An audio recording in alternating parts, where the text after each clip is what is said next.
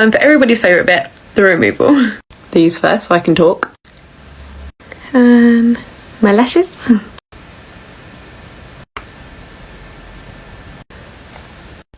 I have absolutely soaked underneath this bald cap with adhesive remover. I tugged my bald cap off last time and I'm not playing that game again. So hopefully it'll come off easily.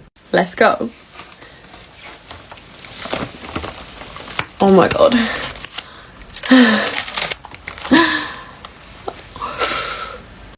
Yum.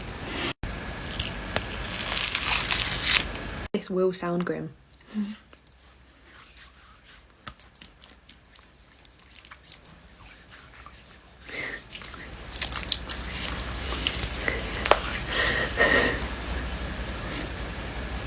I've showered and I've moisturised and I feel so much better. Bye!